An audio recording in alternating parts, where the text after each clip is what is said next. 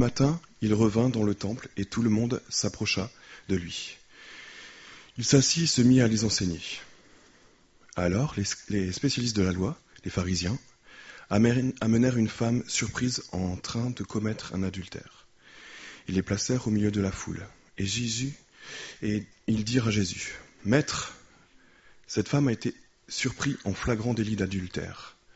Moïse, dans la loi, nous a ordonné de lapider de telles femmes. Et toi, que dis-tu » Il disait cela pour lui tendre un piège, afin de pouvoir l'accuser. Mais Jésus se baissa et se mit à écrire avec le doigt sur le sol. Comme il continua à l'interroger, il se redressa et leur dit, « Que celui qui d'entre vous, qui est sans péché, jette le premier la pierre contre elle. » Et puis il se baissa de nouveau et se remit à écrire sur le sol.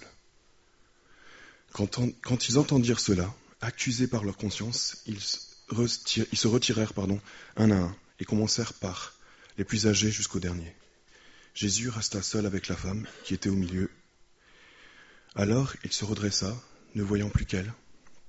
Il lui dit, « Femme, où sont ceux qui t'accusaient ? Personne ne t'a-t-il condamné ?» Elle répondit, « Personne, Seigneur. » Jésus lui répondit, « Moi non plus, je ne te condamne pas. Va, et désormais ne pêche plus. » Seigneur, je veux vraiment t'apporter cette parole, Seigneur Jésus. Je veux vraiment, Seigneur, que tu puisses, Seigneur, ouvrir nos cœurs à ta parole, que puissions vraiment, Seigneur Jésus, nous puissions saisir, Seigneur Jésus, la parole, ce que tu veux nous enseigner, Seigneur, à travers ce texte, Seigneur Jésus. Merci, Seigneur, de faire de nous de tes enfants, Seigneur Jésus. Merci parce que c'est encore, nous l'avons dit, Seigneur, encore jour de grâce, Seigneur, aujourd'hui, Seigneur Jésus. Béni soit ton nom, Amen. Le Seigneur Jésus n'est pas venu dans ce monde pour condamner, mais pour le sauver. C'est une certitude. Je vais essayer d'imaginer un peu la chose. À l'époque, les scribes, les pharisiens, étaient là pour... ils sont contre le ministère de Jésus, un peu comme les musulmans. Ils n'ont pas accepté, les musulmans d'aujourd'hui, ils n'ont pas accepté Jésus comme leur sauveur. Et on voit dans beaucoup de passages de la Bible où ces pharisiens essaient de faire tomber le ministère de Jésus. Il y a dans Matthieu 12, verset 25, il est écrit que ils accusent même Jésus de faire des miracles au nom du diable, au nom de Satan. Et c'est fort, quoi. Ça veut dire que vraiment, ils ont peur que tous les gens, en fait... Le problème, c'est que tous les gens allaient vers Jésus et oubliaient la religion, en fait. Parce qu'il était là, il faisait du bien, il guérissait les malades. On va essayer de voir un petit peu ce qui s'est passé ce jour-là avec cette dame. Et encore une fois, la Bible nous dit qu'il voulait accuser Jésus. Il voulait lui tendre un piège, montrer qu'il n'était pas là, il était contre la loi, etc. Et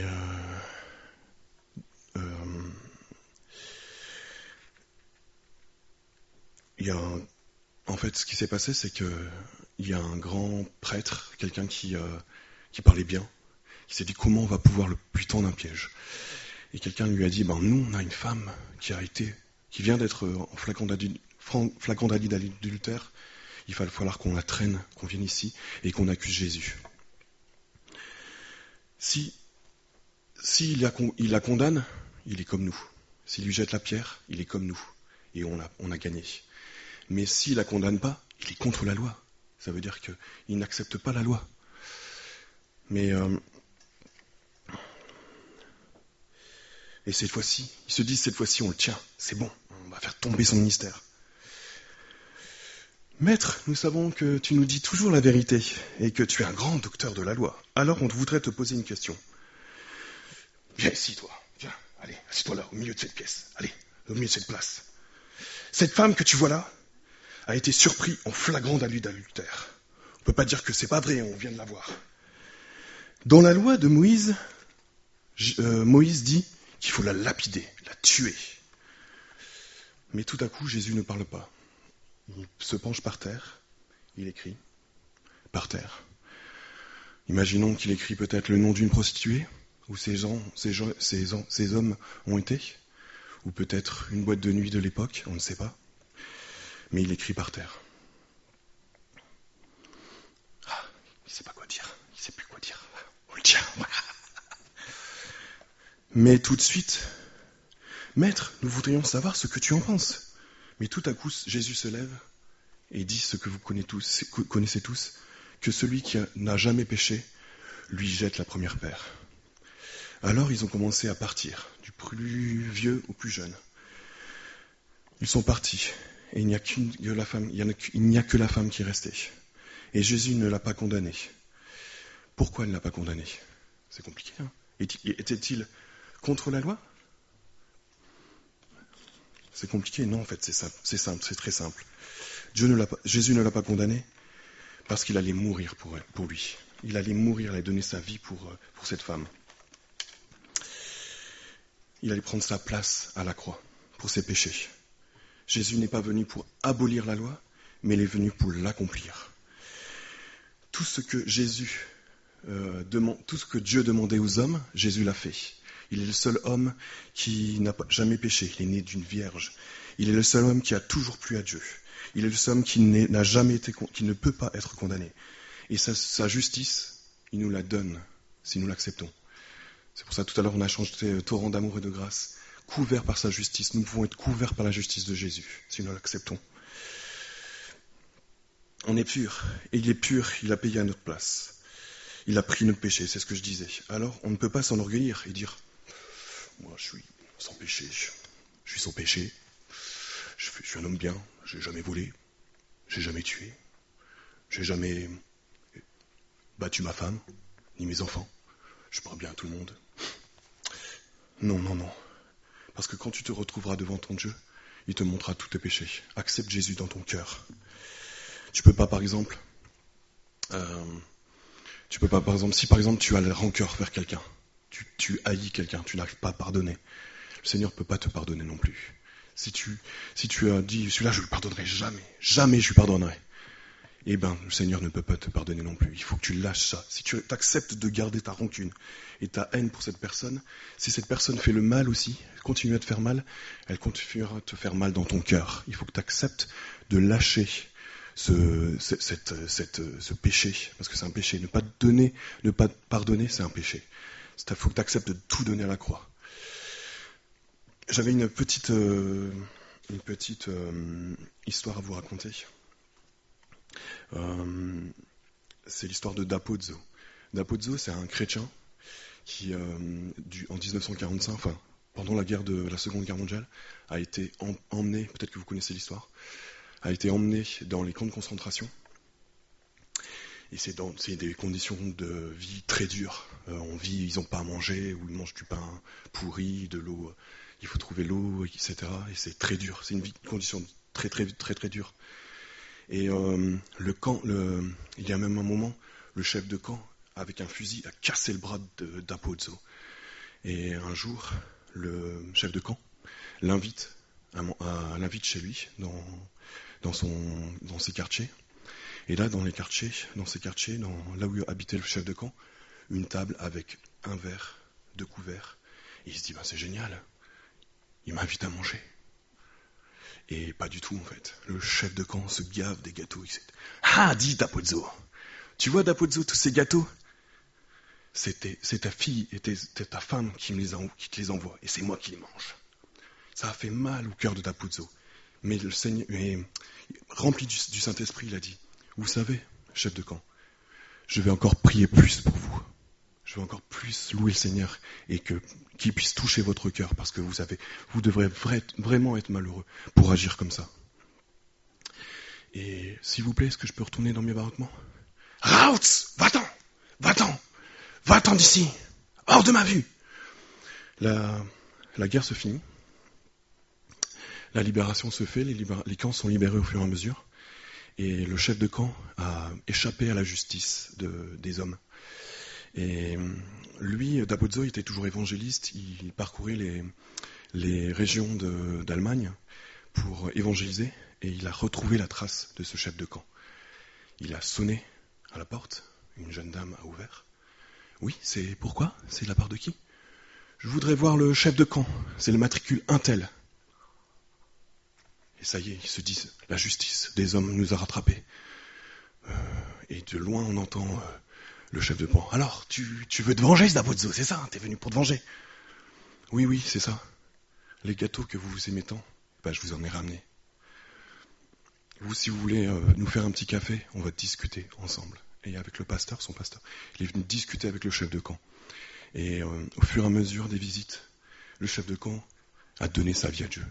Et si Dapozo avait gardé la rancœur, gardé ce qu'il était, qui se revengeait, peut-être justifié par la loi des hommes, mais pas justifié par la loi des hommes, on aurait perdu, il n'aurait pas gagné l'âme pour Jésus. Le chef de camp s'est converti, le diable a perdu une âme. Si vous avez de la rancune pour quelqu'un, je le répète, le diable a gagné. Mais si vous laissez tout votre rancune et si vous restez en paix et vous dites, Seigneur, il est malheureux, il me déteste, il me hait, mais moi je l'aime et je veux prier pour lui. On ne va pas se laisser envahir. On est inférieur quand on est un être inférieur quand on se laisse cultiver, quand on cultive les racines de la rancœur et de la haine dans notre cœur. Que chacun prenne sa décision maintenant, que chacun prie pour le salut de son âme. Et si vous avez, moi j'ai vraiment à cœur de ça, peut-être que dans cette assemblée, il y a quelqu'un qui a de la rancœur pour quelqu'un, qui peut-être n'arrive pas à pardonner, parce qu'il lui a fait trop mal, parce que je pardonnerai jamais. Je me souviens de cette sœur de l'église, de là où je viens, où elle avait eu de l'inceste de son père, et elle dit, je pardonnerai jamais à mon père, parce que j'ai vécu l'inceste avec lui. Mais vraiment, si tu veux pardonner aux gens, même si c'est horrible, tu vas recevoir la paix. Tu recevras la paix du Seigneur. Voilà, c'est tout ce que j'ai à vous annoncer. J'espère que je n'ai pas été trop long. Merci Seigneur Jésus parce que tu nous aimes, Seigneur Jésus. Merci parce que tu veux nous remplir de ta paix, Seigneur Jésus. Merci pour le tout accompli, pour la grâce qui est déversée de la croix, Seigneur Jésus. Aide, Seigneur Jésus, aide-nous, Seigneur, vraiment à ne jamais garder de la rancœur vis-à-vis d'un frère, d'un ami ou d'un voisin, Seigneur Jésus. Nous voulons vraiment, Seigneur, te les apporter, Seigneur Jésus. Ces âmes qui nous torturent des fois peut-être, mais nous voulons vraiment être... C'est ça le sens de révélation, c'est ôter le voile. C'est ça le sens de la vérité, c'est enlever le voile, enlever ce qui voile. Il a enlevé le voile pour qu'on puisse rencontrer Dieu tel qu'il est dans sa présence. Qu'on puisse savoir dans la communion, en étant à genoux, en étant avec sa parole ouverte, dire Seigneur, je vois comment tu es. Si vous lisez l'Ancien Testament, et quelquefois on méprise l'Ancien Testament, on dit voilà, l'Ancien Testament c'était pour les Juifs. Je sais que personne ici ne dit ça, mais il y a des gens qui pourraient dire ça, effectivement. Mais l'Ancien Testament nous révèle la sainteté de Dieu. Quand on a entendu le sort qui était réservé pour ceux qui péchaient, c'est quelque chose qui fait réfléchir. Et la sainteté de Dieu, c'est pas juste une option. C'est pas quelque chose qui était vrai dans l'Ancien Testament qui n'est plus vrai. Dieu est saint. Et si vous croyez en Dieu ce matin, alors vous devez croire que Dieu est saint et il veut nous rendre saints aussi. On ne peut pas être dans sa présence et avoir tout un tas de souillures à l'intérieur, tout un tas de choses qui ne vont pas. Et ce matin, il veut qu'on aille devant lui, qu'on aille auprès de lui à sa rencontre. Pour moi, m'approcher de Dieu, c'est mon bien. Qu'on s'approche de lui et qu'on donne sa vie en disant « Seigneur, je veux que tu me nettoies maintenant. Je veux que tu me débarrasses de ce qui ne va pas. Je veux que le Saint-Esprit agisse pour que le problème que j'ai dans ma vie, qui me lie, qui me tient captif, eh bien, que ça soit brisé. Et comme je dis souvent, on ne chasse pas les ténèbres. Les ténèbres n'existent pas. Les ténèbres, c'est l'absence de lumière. Ça veut dire que la lumière n'y est pas. On ne chasse pas les ténèbres parce que si vous chassez les ténèbres, qu'est-ce qui va remplacer les ténèbres sinon les ténèbres ? On met la lumière. Et c'est la lumière qui enlève les ténèbres de nos vies. Et c'est dans la présence de Dieu qu'il y a cette lumière. Et ce matin, ne ratez pas l'occasion, saisissez l'occasion de pouvoir régler ce qui doit être réglé avec Dieu pour que votre vie soit différente à partir d'aujourd'hui. C'est là où votre chemin va va changer si vous pouvez mettre en règle ce qui doit être mis en règle. Et c'est ça qui a ouvert les yeux du psalmiste, qui pensait que voilà, les gens réussissent en apparence. C'est vrai. On voit le succès de certaines personnes qui commettent le mal. On voit les réussites injustes de certains et quelquefois on a le sentiment d'échec. Et si ce matin vous avez le sentiment d'échec, eh bien vous êtes bénis. Parce que c'est pour vous que Jésus est venu. Il est venu pour ceux qui ont besoin d'un médecin, pour ceux qui sont des losers, qui ont perdu par ailleurs dans la vie. Si vous êtes en échec, c'est pour vous que Jésus est venu. Si vous êtes dans la réussite, peut-être vous n'avez pas besoin de Jésus ou vous pensez ne pas avoir besoin de lui. Mais il est là pour ceux qui reconnaissent leur besoin de Dieu. Comme cette femme adultère, elle avait tellement besoin de Dieu et elle le savait. Et c'est elle qui a trouvé la paix et pas les scribes et les pharisiens. Donc le Seigneur nous bénisse. On a passé un moment ensemble. Le culte va se terminer, mais on va pas juste dire voilà, c'est fini. On pense à autre chose. On reste sur ce qu'on a entendu, sur la parole de Dieu et sur l'œuvre de Dieu dans nos vies, et que chacun soit béni. On a l'occasion d'un petit café, on finit plus tôt parce que ça permet. Il y en a qui ont eu une nuit terrible. Enfin terrible, ils ont dit extraordinaire, mais en fait, c'était pas si extraordinaire que ça, en nombre d'heures de sommeil. Donc on va pas et aussi il y a les parents qui viennent chercher, je crois bientôt. Donc il y aura un petit café, des biscuits. C'est l'occasion d'aller voir. Ne restez pas entre vous. Allez voir ceux que vous ne connaissez pas, allez faire connaissance et puis parlez à chacun que vous ne connaissez pas. D'accord, comme ça fait des connaissances, des amitiés qui se lient aussi. Que le Seigneur vous bénisse. Merci. Amen.